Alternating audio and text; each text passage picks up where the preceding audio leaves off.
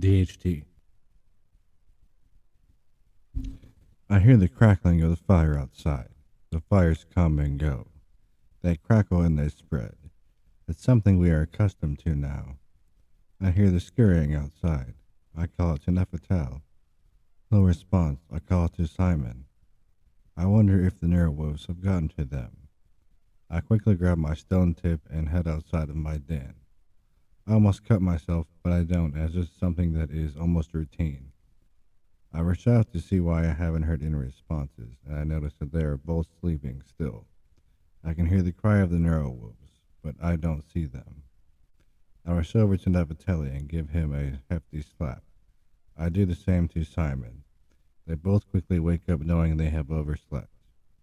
This is not good. This means we have less time to get our food for the day. Lucky for them, we have some leftovers from the previous day. This would have been a grave mistake. There is no time for laziness in this critical situations. We have grown accustomed to living with our stone tip as it is.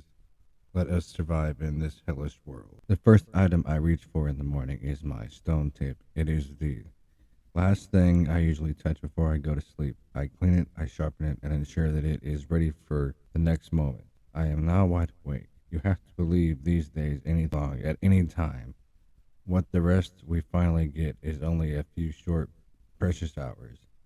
These days are long and punishing. We are never permanently settled. The dark energies force us to be nomadic.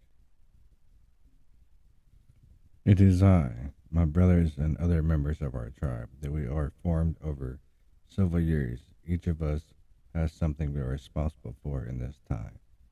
We are critical to the continuity of our tribe. The tribe is all we know. Others are like enemies, as maybe cannibals of people, with widely different outlooks on views on the world. For instance, we are aware of the nihilistics, the chaos, and the other healer tribes. There are rumors of other tribes out there, but we are not aware of them, as we only move around if we must. The nihilistics are decreasing in numbers due to their lack of organizations and apathy toward existence. The chaos, well organized, continue to have minimal strife and consistent regimes against changes. The healer tribe is looking on as other neutral tribe, for they have cultivated fantastic knowledge of curing many different minor sicknesses. They are protected and no one dares attack them due to their ability to heal and protect many. Neferteli, Simon, Zigman, Zimba, and I belong to the Zul tribe. At our core, we believe that mistakes are unforgivable and may call for corporal punishment. We live and die by the Zul code. There are minimizing levels to this code. This code has helped us flourish in numbers and in time, whether others find themselves in even more darkness. There is darkness that is present in the outside world. The Big Bang, we are told, released soot in the skies, and that has blotted out the sun in certain areas. The Zul Code establishes codes of conduct, how to live, succession, growth, process, our philosophy, our cultural heritage, and other outlooks on life. It has own legal system. The Zul Code is all encompassing and it dedicates every aspect of this new life.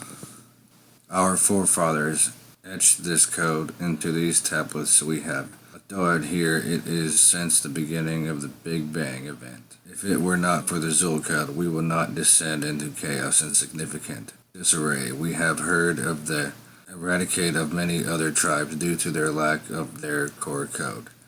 They would prey upon themselves and grow up, would collapse. Eventually they would all die because of the lack of inner knowledge and the ability to obtain substance for a regular life. For us, the Zul Code is everything. We know zero room for mistakes because we have lived in this harsh, hellish land and seems as if we barely survive each day. Mistakes are horrible, and depending on the level of mistakes that may be cause for dishonorable death. If it is a low offense, depending on the experience, extent mistake of all, calling for a slap. It may be called for several punches. It may even call for a loss of a pinky. Even if the loss of the pinky finger we take hand a fence and place it on the rock flat surface nearby with a swiftly yet clean cut that finger off. Then we preserve the finger with our natural preservation elements and fashion it into a trinket. The offerer wears it around his neck so that the offender remembers their transgression, their mistake. They won't make the mistake ever again. At the same time, saves the way for the general community to be reminded of the importance of being alert and fully attentive to the tasks at hand.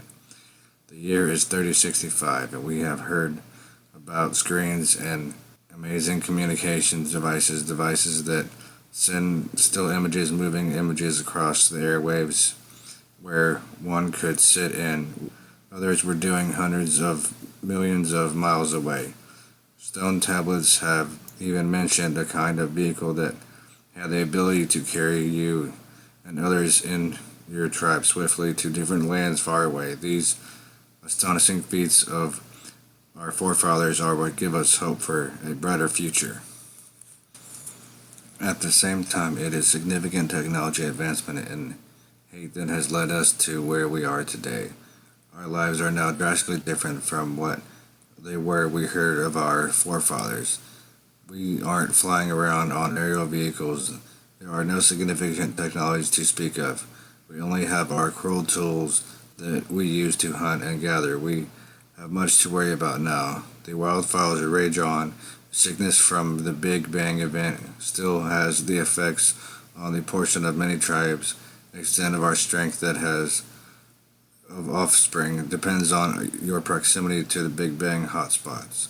The certain hotspots will have found the greater trial and error that if you go to there, you are likely to get sick and will die a painful death.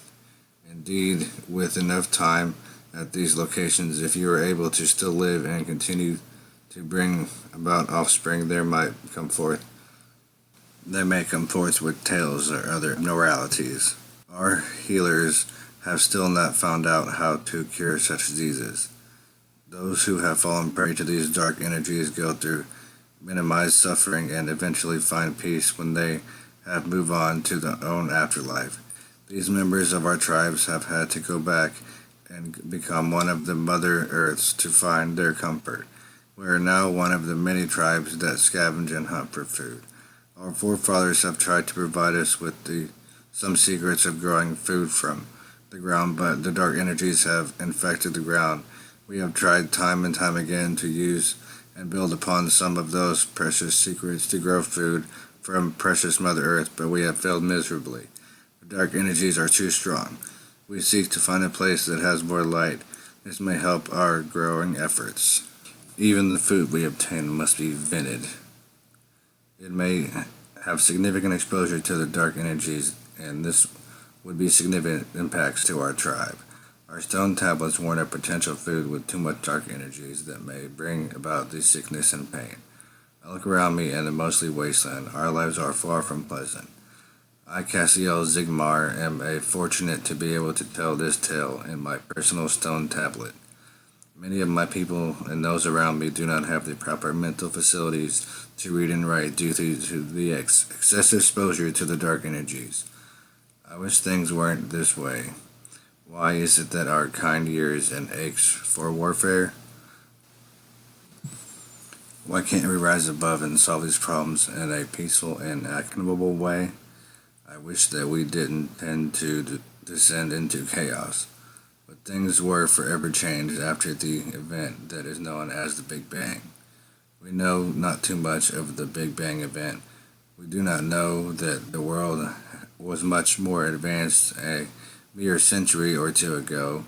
We are aware that the various technologies, the bright hopes of the future for the advancement of much knowledge, at the same time we do not know that unbanished greed, slavery, and destruction took place regularly for one person or another. Even in those modern times, the warfare never ceased. It took place on a more advanced level. I wonder to this day the stories that we have of how grateful life was at that time, that we could, how could they fight, how could they scheme, how could they plot against each other. In an area where there was much more abundance, how could they build up more advanced weapons that would bring about the Big Bang event?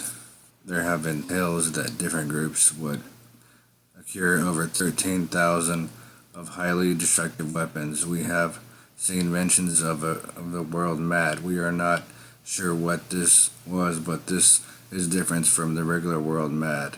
This is a distance with the dots between the indicating that the letters stand for something. The history before that this is really fuzzy. Those events themselves are very fuzzy. We do not know that one event led to another that started the initial bang that despite the dark energies crossed a large landmass that would trigger the retaliation from other large groups of people and alliance sparking the dark energies across the world. Large structures would fall to the ground and collapse. The world would disappear.